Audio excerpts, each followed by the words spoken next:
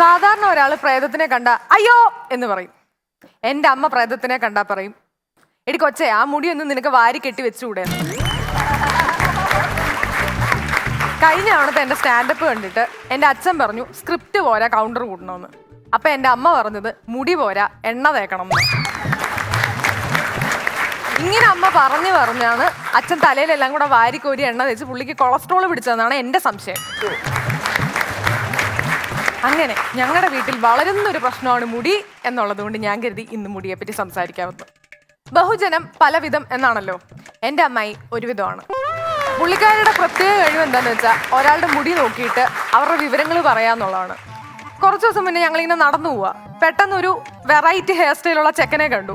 ഉടനെ അമ്മായി, തെക്കേലെ പ്രഭാകരന്റെ മോൻ, 22 വയസ്സ്, ജോലി കഞ്ചാവ് ഡീലർ, ആധാർ കാർഡൊക്കെ എണീറ്റെന്ന്. അപ്പൊ നാണെന്നോ പൊട്ടനാ. മുല്ലപ്പെരിയാർ വെള്ളത്തിനേക്കാൾ വലിയ വിഷയമാണ് ഞങ്ങളുടെ വീട്ടില് ബാംഗ്ലൂരിലെ വെള്ളം. എൻ്റെ ചേട്ടൻ ബാംഗ്ലൂരിൽ നിന്ന് വരുമ്പോൾ ഉടനെ അമ്മ പറയും, മോനെ നിന്റെ മുടിയൊക്കെ ബാംഗ്ലൂരിലെ വെള്ളം തിന്നല്ലോടാന്ന്.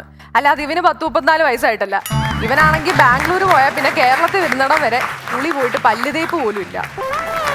ഈ അമ്മ പറയുന്ന പടിയെല്ലാം കേട്ട് ബാംഗ്ലൂരിലെ വെള്ളം ഇപ്പൊ തലയിൽ മുണ്ടിട്ടുകൊണ്ട് നടക്കുന്നെന്നാ അറിഞ്ഞ്.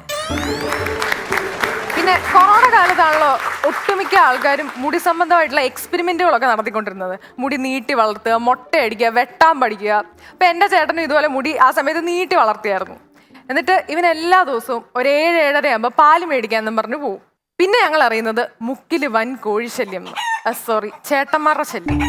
എന്താന്നോ, ഇവൻ MS ധോനിയെ ഉദ്ദേശിച്ചാണ് മുടി വളർത്തിയതെങ്കിൽ ഇവര് കരുതിയത് ഇതേതോ MS ധ്വനിയാണെന്ന്.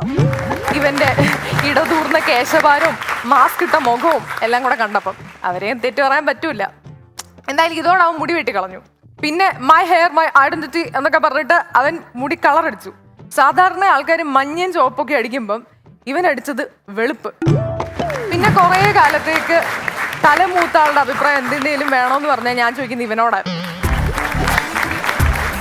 പിന്നെ മുടിയെ പറ്റി പറയുന്നത് കൊണ്ട് മാത്രം കഷണ്ടിയെ പറ്റി പറയണമല്ലോ. എൻ്റെ ഒരു അമ്മാവനുണ്ട്. 2018 വെള്ളപ്പൊക്ക സമയം. എല്ലാവരും പ്രാർത്ഥിക്കുകയാണ് ദൈവമേ വെള്ളം കയറി വരരുതെന്ന്.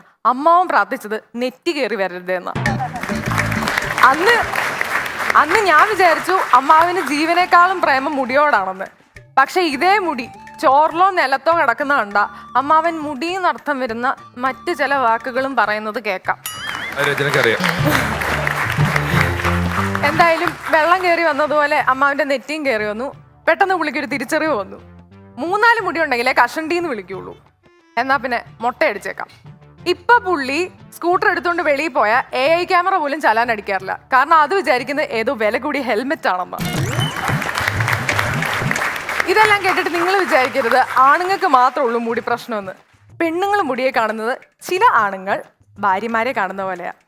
അവനവൻ്റെക്കാളും ഇഷ്ടം മറ്റുള്ളവരുടെയാ. ചുരുണ്ട മുടിയുള്ളവർക്ക് നീളം മുടി, കോലം മുടി ആണെങ്കിൽ ചെറിയ മുടി, അങ്ങനെ. അപ്പോൾ പിന്നെ ഈ മുടിയിൽ എന്തെങ്കിലും ഒന്ന് ചെയ്യണമെങ്കിലുണ്ടല്ലോ സ്ക്വയർ ഫീറ്റ് റേറ്റ് ആണ്.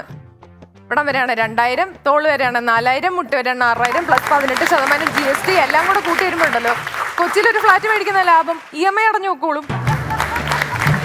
ഇതെല്ലാം കേട്ടിട്ട് എൻ്റെ അമ്മ ചോദിക്കും, പിന്നെ നിങ്ങൾ എന്തിന് ഇത്ര കഷ്ടപ്പെട്ട് മുടിയാൽ ഓരോന്ന് കാണിച്ചു കൂട്ടുന്നത്? ഞങ്ങളുടെ ജനറേഷനെ കണ്ടിട്ടില്ലേ, നാച്ചുറൽ ബ്രൂട്ടിയാണ്. ഇത് നാച്ചുറൽ ബ്രൂട്ടിയുടെ ഒന്നല്ല. ഇതിന്റെ ഈ മുടിയെ ചെയ്യുന്ന സംഭവങ്ങളുടെയൊക്കെ പേര് ശ്രദ്ധിച്ചിട്ടുണ്ടോ? Straightening, smoothening, keratin, gelatin, Botox, iron box. അപ്പോൾ ഇതൊക്കെ പറയണമെങ്കിൽ 2 ഡിഗ്രി വേണം. അതുകൊണ്ടാണ് ഞാൻ എഴുതിക്കൊണ്ട് വന്നത്.